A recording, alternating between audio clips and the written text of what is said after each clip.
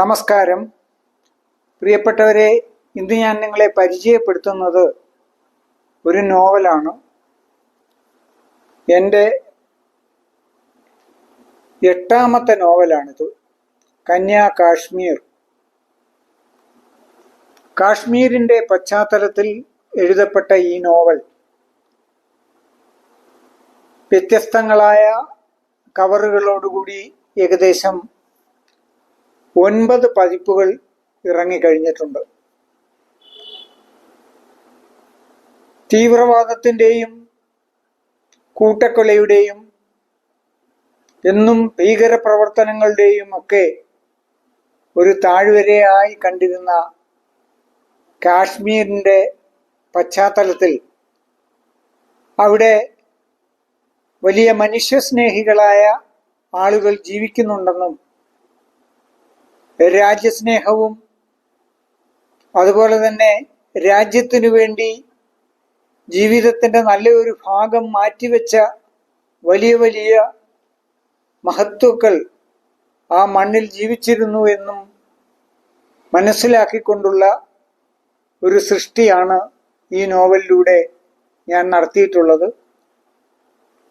മതസ്നേഹവും മതസൗഹാർദ്ദവും പരസ്പരം മനുഷ്യനെ അങ്ങേയറ്റം ഉൾക്കൊള്ളാൻ ശ്രമിക്കുന്നതിൻ്റെയും ഒക്കെ ഒരു വലിയ കാഴ്ചപ്പാട് ഈ നോവലിലൂടെ ഞാൻ കൊണ്ടുവരാൻ ശ്രമിച്ചിട്ടുണ്ട്. നമ്മുടെ എല്ലാം പ്രിയപ്പെട്ട എഴുത്തുകാരൻ, മലയാള കഥയുടെ കുലപതി ടി പത്മനാഭൻ, അദ്ദേഹത്തിൻ്റെ വിഖ്യാതമായ മഖൻ സിംഗിൻ്റെ മരണം അത് കാശ്മീരിൻ്റെ പശ്ചാത്തലത്തിൽ എഴുതിയിട്ടുള്ള ഒരു കഥയാണ്, നിങ്ങൾക്കറിയാം.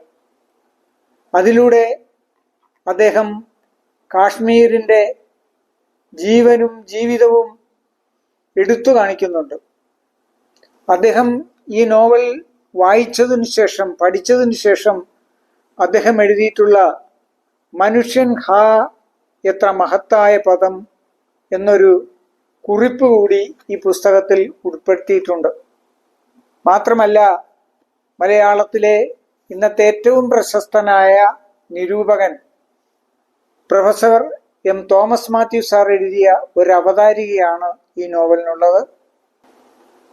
ഈ നോവൽ ഇതിനോടകം ഏറെ ശ്രദ്ധിക്കപ്പെട്ടു കഴിഞ്ഞു.